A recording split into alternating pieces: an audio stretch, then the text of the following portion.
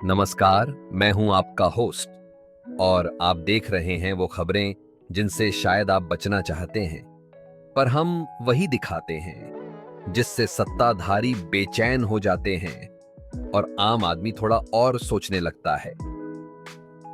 पहलगाम हमले में मारे गए लोग मरे नहीं, मार दिए गए।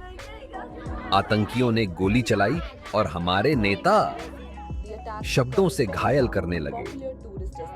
हरियाणा से भाजपा के राज्यसभा सांसद रामचंद्र जांगड़ा का बयान आया है।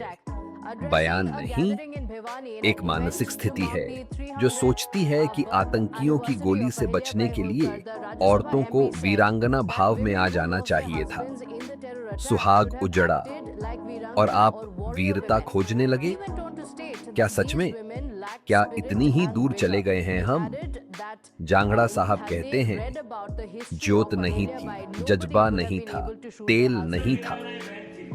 मगर जरा सोचिए, जो पति की लाश देखकर भी पत्थर नहीं बनती, जो हाथ जोड़ती है, दया मांगती है, क्या उसमें भावना नहीं होती? या फिर भावना अब सिर्फ टीवी डिबेट्स की स्क्रीन पर ही बची है? आपने कहा, लाठी होती तो 5-6 लोग ही मरते। क्या आप बता सकते हैं कि आपने कितनी बार लाठी उठाई है जब किसी की जान पर बनी हो? किसी संसद में, किसी मंच से, कभी देश के लिए? अब देखिए, कांग्रेस सांसद दीपेंद्र हुड्डा का जवाब आया है। उन्होंने कहा, शहीदों की मर्यादा अब बयानों से उजड़ रही है। हुड्डा जी, मर्यादा तो कब की उजड़ चुकी है। अब तो टीवी चैनल वालों के कैमरे ही उसे ढूंढते फिरते हैं। पहलगाम हमले की शिकार हिमांशी नरवाल को सोशल मीडिया पर ट्रोल किया गया।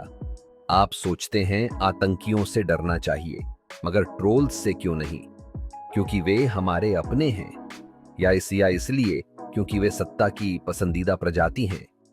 मध्य प्रदेश में एक मंत्री ने कर्नल सोफिया कुरैशी को आतंकवादियों की बहन कह दिया। डिप्टी सीएम बोले, देश और सेना मोदी जी के चरणों में नतमस्तक है। क्या यही है न्यू इंडिया की राष्ट्रभक्ति, जहां सेना का बलिदान भी एक नेता की भक्ति में समा जाए? दोस्तों, खबर बस ये नहीं है कि किसने क्या कहा। खबर ये है कि ये कहानियां अब हमारे समाज का आईना बन रही हैं। बेशर्मी की मोटी परतें, जहां शहीद का दर्जा पाने के लिए आपको एक वीरांगना इंटरव्यू पास करना होगा।